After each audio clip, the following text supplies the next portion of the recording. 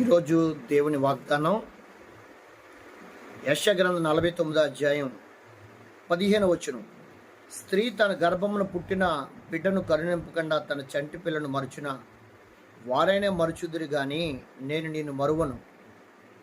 చూడుము నా అరచేతుల మీదనే నిన్ను చెక్కి ఉన్నాను. దేవునికి మహిమ కలుగును గాక. యెషయా ప్రవచనం. యెషయా గ్రంథంలో పరిశుద్ధాత్మ దేవుడు మనకు వాగ్దానం చేస్తున్న వాగ్దానం, స్త్రీ తన గర్భమును పుట్టిన బిడ్డను తన చంటి పిల్లనైనా మరుచునేమో కానీ నేను మిమ్మల్ని మరువను. చూడుము నా అరచేతుల్లో మిమ్మల్ని చెక్కి ఉన్నానని చెప్పాడు ఆయన మనల్ని తన అరచేతుల్లో చెక్కి భద్రపరిచాడు.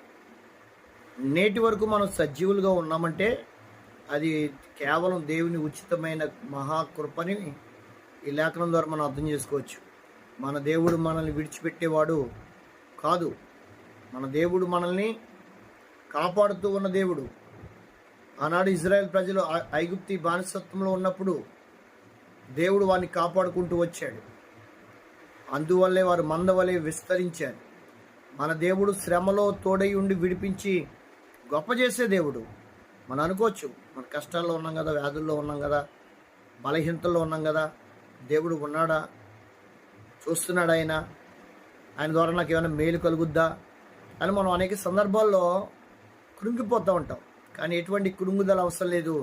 ఈ 49:15 అధ్యాయంలో పరిశుద్ధాత్మ దేవుడు మాట్లాడిన మాటలు, దేవుడు మనల్ని తన అరచేతుల్లో చెక్కి ఉంచాడు. ఆయన భద్రత మనకుంది. ఆయన రెక్కల చాటున మనకి భద్రత ఉందని దేవుని వాక్యం చెప్తుంది. రూతు సురక్షితమైన ఆయన రెక్కల కిందకు వచ్చి ఆమె భద్రంగా ఉందని దేవుని వాక్యం చెప్తుంది. అంతేకాదు, ఎందరో ఆయన రెక్కల నీడను ఆశ్రయించారు అని దేవుని వాక్యం చెప్తుంది. నరులు నీ రెక్కల నీడను ఆశ్రయించారని దేవుని వాక్యం చెప్తుంది. కాబట్టి ఆయన మనల్ని తన చేతితో మనల్ని నడిపించేవాడు. ఆయన మనల్ని కాపాడుతూ నేటి వరకు సజీవుల గుంపులో ఉంచడమే కాదు, మనకు కావలసిన ప్రతి అవసరత ఆయన తీరుస్తున్నాడు. ఆయన కనికరము ఆయన సమస్త కార్యాల్లో ఉంది. కాబట్టి ఆయన కనికర సంపన్నుడు అని దేవుని వాక్యం చెప్తుంది. ఆయన కనికరం వల్లనే నేటికి మనం సజీవులమై నిలిచి ఉన్నాం. దేవునికి మహిమ కలుగును గాక. కాబట్టి దేవుడు మనల్ని ఎప్పుడు మరవడం, మరిచేవాడైతే కాదు. ఆయన మనం చూస్తున్న దేవుడు. ఆయన ఆనాడు గెద్దరెక్కల మీద ఇజ్రాయెల్ని మోసినట్లుగా ఆయన మోస్తున్నాడు, బలపరుస్తున్నాడు, నడిపిస్తున్నాడు, ఆరోగ్యం ఇచ్చాడు, కుటుంబం ఇచ్చాడు, బిడ్డలను ఇచ్చాడు, వాళ్ళని పోషించుకోవడానికి సామర్థ్యాన్ని ఇచ్చాడు. ఆయన శక్తి